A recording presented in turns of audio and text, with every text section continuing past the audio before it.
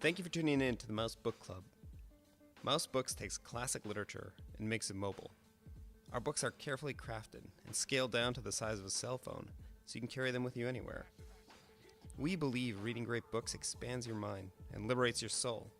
And to help make these works even more accessible, we offer a free audio version of each book, as well as a podcast of our in-house book club.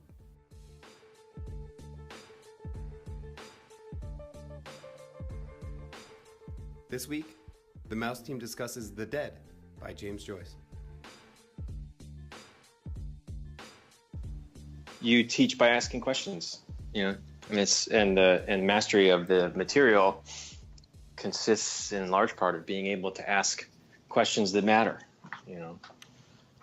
So the homework that I assigned to the group was to just pick a passage. This is what I do with any book club group that I might run, or any class session.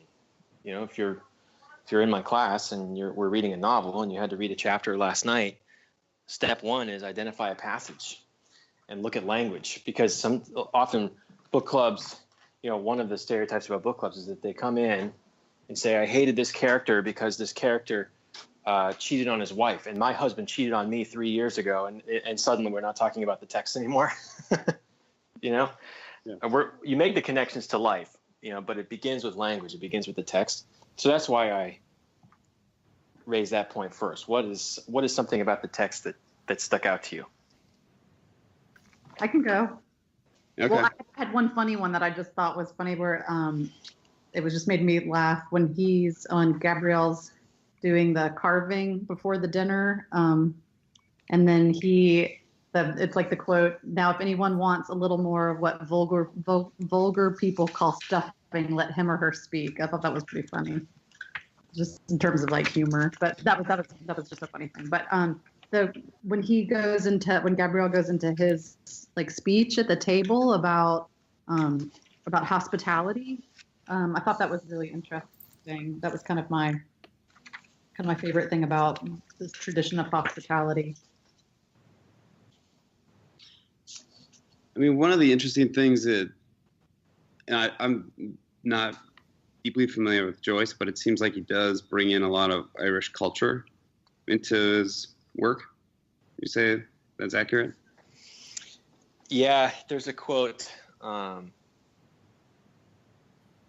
I can look up while we're talking. He says something like, the goal of my art is to forge the destiny of my race in the smithy of my soul, or something like that. Everything is about Ireland for him. So the Dubliners, which is the collection of short stories, which this concludes, this is poignantly, tellingly the final story in the collection. But many of the stories, all the stories take place across the stratosphere of Dublin culture. But in many of the stories, characters are talking politics and music and theater, as if, like, imagine if we wrote a collection of short stories about like Marvel Comics and Justin Timberlake and Donald Trump, and then somebody tried to read it in a foreign country 100 years from now. It's so globalized. I mean, the question doesn't really match up. But so many of the cultural references can bounce off you if you're not familiar. So you kind of have to let them roll. One of the things I picked up on, or was kind of pointed out to me by somebody else, that they just keep talking about feet again and again and again, especially at the beginning of the story. Like with the galoshes. Yeah.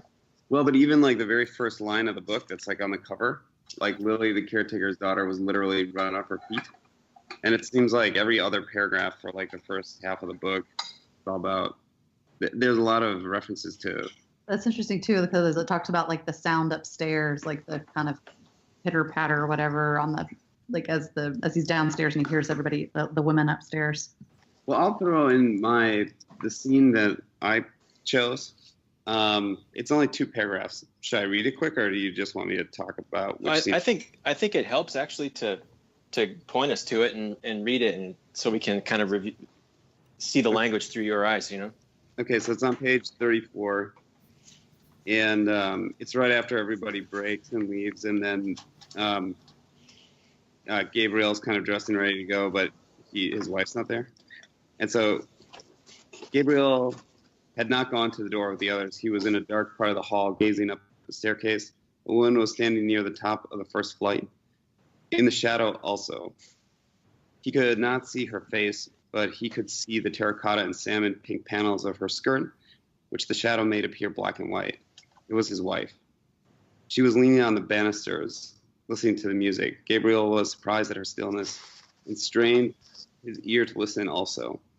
But he could hear little save the noise of laughter and dispute on the front steps, and a few chords struck on the piano and a few notes of a man's singing voice.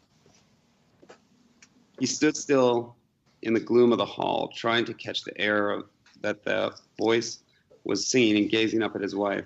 There was a grace and mystery about her attitude, as if she were a symbol of something. He asked himself, what is a woman standing on the stair in the shadow listening to distant music a symbol of? If he were a painter, he would paint her in that attitude. Her blue felt hat would show off the bronze of her hair against the darkness, and the dark panels of her skirt would show off the light ones. Distant music, he would call the picture if he were a painter. And so, after really connecting to what this story is all about, I came back to this passage, and like, literally, I find it like crushing and embarrassing. And in fact, like, I had my wife read it at breakfast yesterday, and I almost started crying when she read it, because it reveals like the incredible arrogance and vanity of Gabriel, and how he sort of views everything in the world as sort of orbiting around him and like as seen through his perception, and how you totally miss, like, once you understand what she was actually doing and what was going through her mind, through her soul, then you realize he took something that was really, really beautiful, an event that was really, really beautiful, and instead of asking about like what is she thinking about, or trying to connect with that, he just turned that whole subject into his own property, through like creating a scene that's like his painting. And the shortest sentence in this whole book is probably, it was his wife. It's almost like a possessive sentence. And I just feel like you can be so close to something, you can even sense that there's something magical about a situation.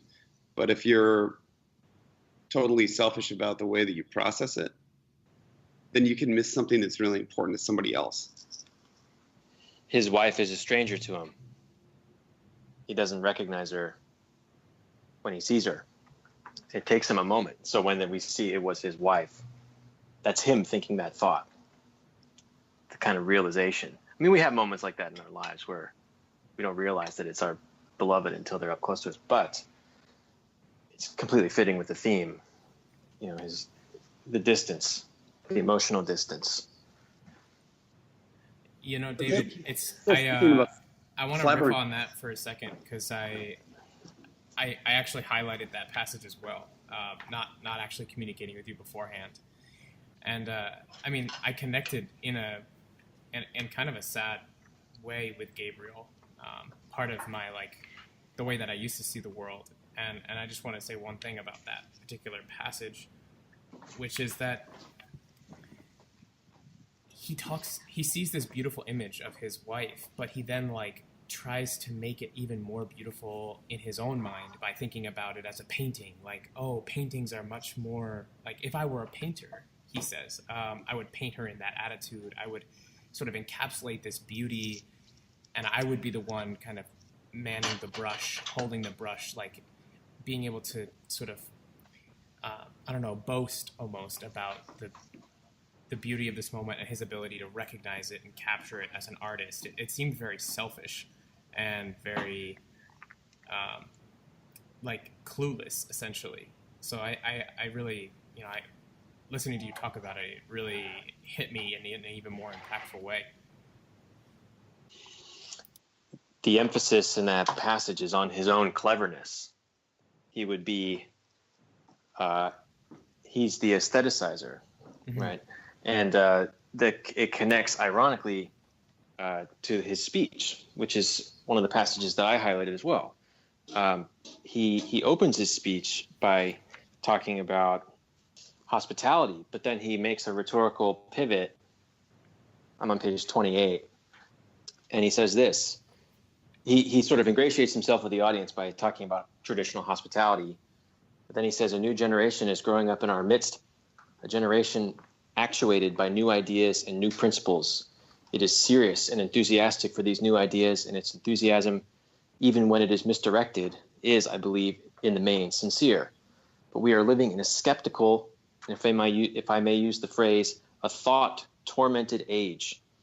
And sometimes I fear that this new generation, educated and hyper-educated as it is, will lack those qualities of humanity, of hospitality, of kindly humor, which belong to an older day. Listening tonight to the names of all those great singers of the past seemed to me, I must confess, that we are living in a less spacious age. Those days might, without exaggeration, be called spacious days.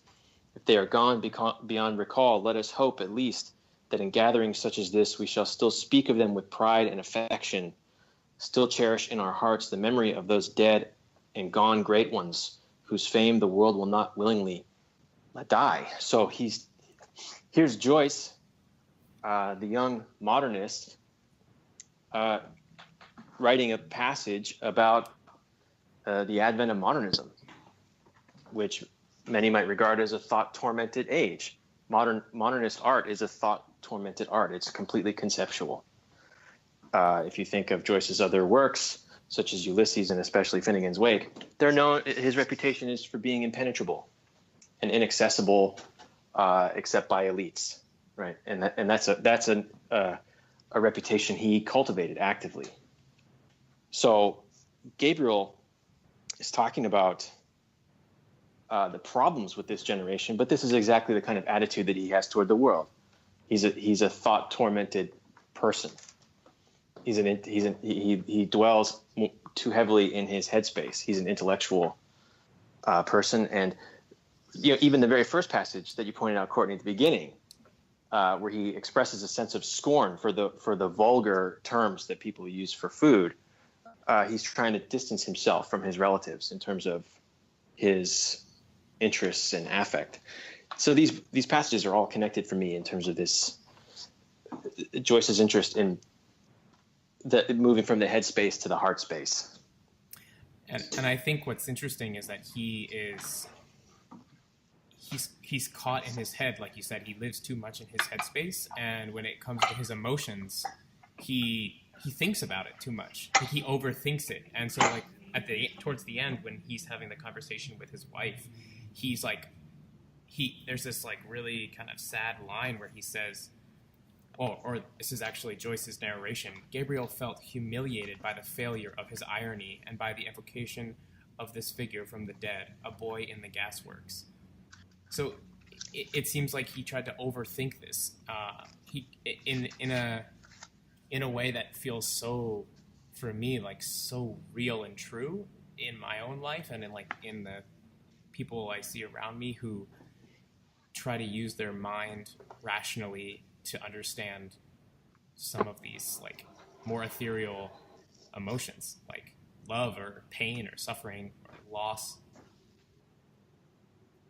Yeah, I think you can call it over-intellectualizing, but it's also he over-identifies with himself, with his sense of self, right? So like for example, I'll be in the shower and suddenly rehearsing whatever like piece of political ammunition I'm going to give to some colleague at work that day, and I kind of catch myself saying, why do you need to be known as the guy who was able to make that observation? Or, so the headspace is also the ego space, and Gabriel can't let go of his sense of himself. He's nothing without his cleverness in his own mind. He doesn't identify with his culture or his family members. He's able to speak. Even when he's rehearsing the speech, he says, "Oh, these people are too dumb to get the references that I'm going to make to poetry and so forth." Right. So he struggles with that. It seems like his interaction in the beginning too with is it Lily? When he is having an exchange with her, and she has that kind of comeback that shocks him. about kind of, I guess he's kind of saying basically she's going to go off and get married or whatever, and she has that. I'm trying to find that passage, but it's kind of shocked. He tries to crack a joke about her future, and she gives him an honest response. It's not a It's not a performance of identity, but rather she doesn't feel that she has to play along with his irony. Yeah, that connects a little bit back to the Irish culture and how like every conversation is basically a knife fight with wit, you know. Right. One thing I'm really curious about. Has anybody read this before, or is it the first time reading this for everybody? First time for me. First time for me. First time for Ted. Yep. It's been since college. How did the reading of it change for you? What was it like to read it a second time? I think one of the key aspects of reading literature is mindfulness, being able to catch everything, right? And to be constantly aware of the rhetorical dynamics of the piece, like what is the narrator or author trying to accomplish at every moment. And then, of course, you bring your own sense of judgment and your own experience of life to it, you know? So when I read it when I was 20 years old, I wasn't a deep feeling person. Or at least I was a deep feeling person about things that happened to me and not to other people. So you kind of you go with what your professor or your teacher tells you to go with. It's like, well, you know, clearly he's making a statement about being spiritually alive and spiritually dead. Here are all the references to Irish culture. Here's the context of Joyce's career, which is significant, right? But not until here we are, over 10 years after college for me, and it's like that core. Well, I read differently now too, even after the PhD. You know, when you read as a scholar, you read opportunistically. You look for things that are going to help you make your articles and get you where you need to go. But just reading as a sensitive person, everything looks different now. Did you have more sympathy for the characters generally? Yeah, definitely. Because to echo what Ted said, a previous version of myself was scornful of small talk and simple worldviews and like boring everyday life. Mm-hmm. You know, I recently. Have any of you ever done the Enneagram? Yes.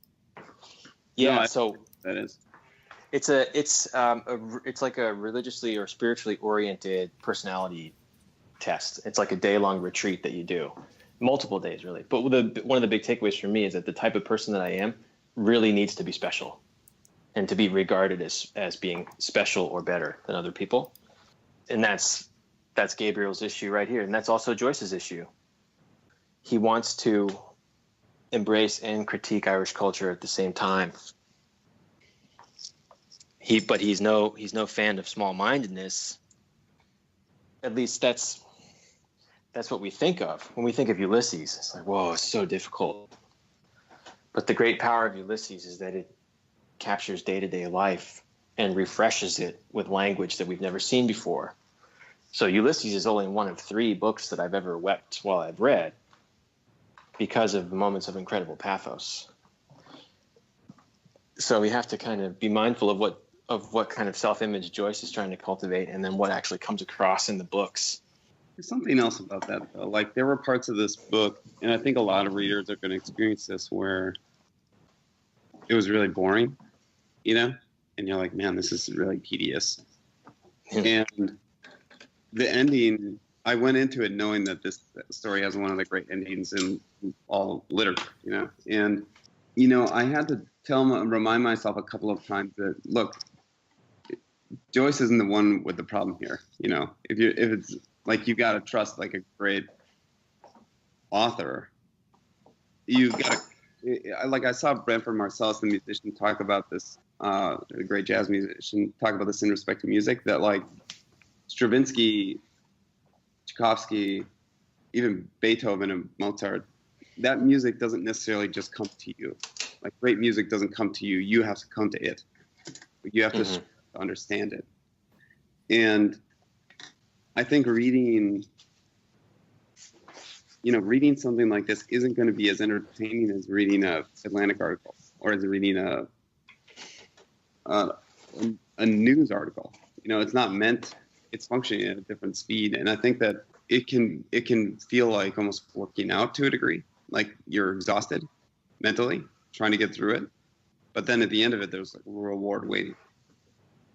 Does anybody else have that feeling? Yeah, definitely. I think because I knew of Joyce just because of high school, and because I went to art school, so it was limited in terms of like an English class or literature classes. But so I was, the Ulysses, James Joyce is like this like Mount Everest of books. So I was kind of going into it was a bit intimidated, just, how deeply of a read was it going to be, and how much would all the little symbolism and kind of inside things, that because I know he just goes deep with that. But it was more readable than I had thought, I guess, just because of kind of my preconceptions about what reading Joyce was like. But at the same point, like, I really appreciate, Brian, you're talking about kind of how this fits into Joyce's work, and like just the symbolism and these like kind of other layers of reading. Like I kind of felt like when I was reading it, like that there was all this like inside stuff that I was missing just because I wasn't of that time or living in Ireland, that there were like nuances of things that were kind of going missed. Well, I would add too that like if some student would come to say, yeah, well, the ending is great, why not just cut out everything before the final scene when Greta and Gabriel are alone and just start there? It's really powerful. It's a really powerful scene, very emotional. Why not start there? But I think for me that when you review the whole story, people are talking about the past and about the dead throughout the story. And even Gabriel's speech is a speech about how we should talk about the dead. Do we offer platitudes? Do we feel deeply? It's a story about our sense of contact with the people who've gone before. And the final sequence is highly imaginative, because there's no more language to be spoken in a story that's so saturated with talking. But in a moment of silence, the last words that Greta says, I believe, are, "I can still see his eyes," right? And then she starts. So she doesn't conceptualize the past. She doesn't interpret the past. She encounters it face to face every day. And Gabriel, when he looks out the window, he starts to see visions of the people who've gone before. So it's a move from the space of language and talking and identity posturing and ego into an experience of the spiritual world. So you need all that stuff to get where the story gets you. Yeah, I felt that that the story was kind of like painfully slow, like evolution can be painfully slow. Like it just takes a really long time for this like thing to happen, even though it was one evening. But because the evening felt so drawn out, and like all these small little changes that were happening to mostly within Gabriel's sort of worldview at the time. But he gets to a place at the end where, well, for one, he confronts himself in the mirror, which is really, really interesting. He passes across and catches a glance at himself in the mirror, and it's the face whose expression always puzzled him. And I mean, what I found so really beautiful about the way this ended was that I actually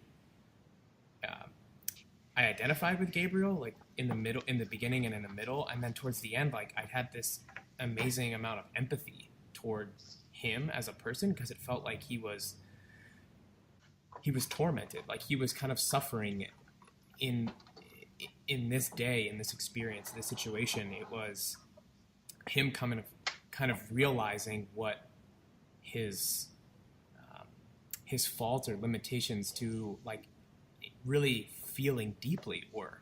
I mean, he says like that, something about like that maybe that's what love really is.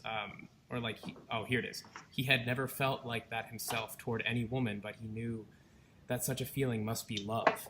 So he like, he confronts himself with like something really, really profound, and then it just ends and it gets cut off. I felt really, I wanted to just keep reading.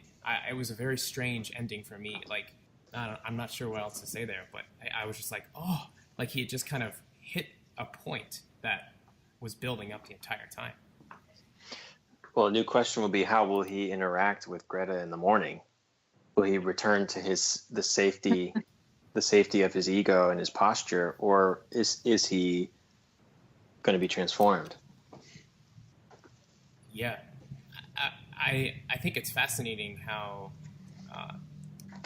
he comes in contact with essentially these visions of the dead, and like almost like the spiritual weight, and it almost like sort of takes him, and how he might respond to that in the morning. He might go back to where he was the day before, but I feel like something has stretched in him, like something has changed a little bit, and maybe he's already experienced this before, so it's hard to tell.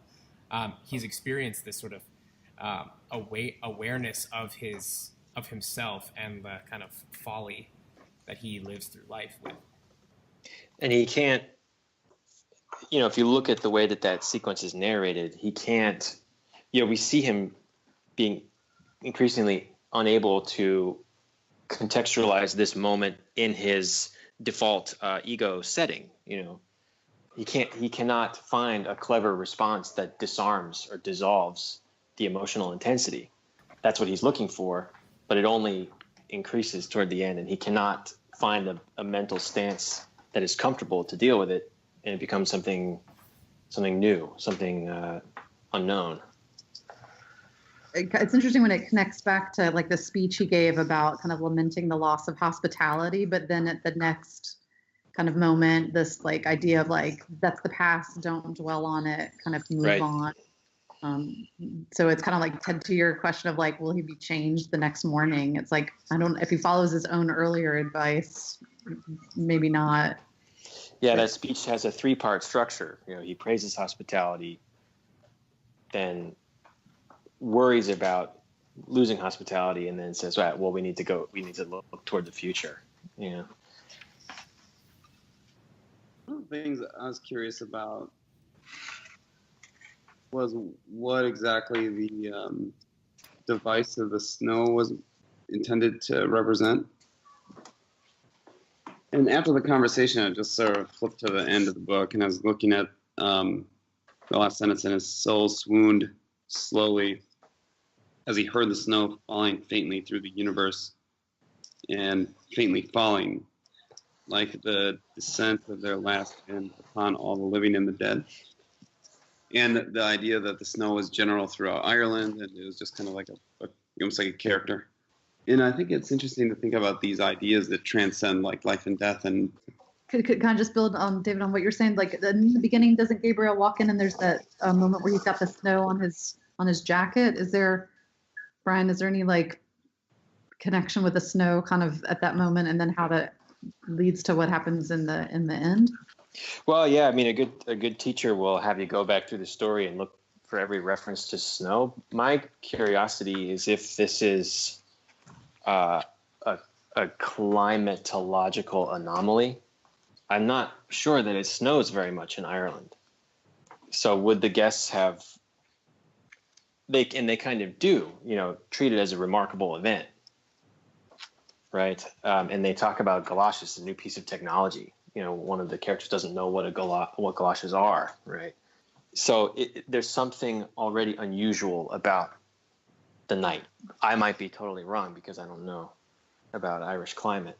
Does anybody know? Brian, I just checked. I literally just put into Google how often does it snow in Ireland, and it literally says here that snow is not a feature of the Irish climate. Temperatures hover around 5 degrees Celsius in January. I mean, many snow sometimes on the peaks, but not really in the ground in Dublin. So, and not over the entire country all at once. Right. So for a reader of that time to encounter this detail, they might interpret it as being a somewhat magical occurrence. Yeah, I mean, and there's also a short passage that I had picked out as like an alternate that I wanted to read, which was Gabriel looking out the window, and in the narration he says, "How cool it must be outside! How pleasant it would be to walk out alone, first along by the river and then through the park. The snow would be lying on the branches of the trees and forming a bright cap on the top of the Wellington Monument. How much more pleasant it would be there than at the supper table." And I really now that we're kind of coming around to this snow being almost magical and kind of out of reach or something like that, it's quite interesting to think about how Gabriel comes in contact with this image and it floats through his mind, and then immediately he goes back to his speech. I think it's kind of like observing a Greta on the stairs, though. He doesn't really understand what it is. He's taking it through his own lens. He's treating it as something to give him a cheap thrill. He's not recognizing its magical nature within the story. Yeah, I mean, he doesn't run out into the snow and do that. He kind of romanticizes it. He's supposed to be the head of the table giving the speech, and all he wants to do is get away from all these suckers, I don't know. I find it another sort of arrogant aspect of his selfishness. He interprets it through the question of what can he get out of it? He has what can it do for him? Yeah. Narcissistic personality disorder. Having read this, do you think this is a good first book for this endeavor? And if so, why? I think totally yes, because it has many elements, including the necessity to read it again, to go back over it and to catch it has layers and the language is really beautiful. But beyond that, I feel an immense sense of sort of criticism of life and the opportunity to build empathy around an idea that might be familiar to you personally. What do you think, Courtney? Were you satisfied with this being Mouse number one, basically? Yeah, I think this was this is something probably it wouldn't have even been on my radar to pick up and read. But it's one of those things that the richness of reading it, to your point about you could read other things that were more entertaining, but it's kind of I feel more enriched for having read it, and also just even having this discussion has been really, really helpful and kind of teasing out the complexities and some of the deeper meanings. That's been really helpful. I also think it's making Joyce accessible. I think that a lot of us, even all of the except of Ryan, are intimidated. Yeah, totally. I was definitely in that camp. Well, I think people will be surprised by how easy it is to read. It's not difficult to read. It's just it has a lot of an extremely long scene that tries to account for every detail of the scene. So it's mysterious rhetorically, where a reader says, why are these guys who's doing this startup and they want us to get really excited about reading, giving us a boring story right off the bat? And so there's a requirement to think on that level, not just what's happening in the story, but why this choice, and that's one of the questions in the back of the book. And I think this choice activates it because Joyce is a name that people recognize. he has a distinct reputation as being difficult. So there's a sense of rigor, but you have to earn the payoff in this story, and that's what we're looking for. It's not a quick hit. It's not a confirmation bias. It's not a tweet that makes you feel good about your self-righteous position in the world, you know? So yeah, it hits.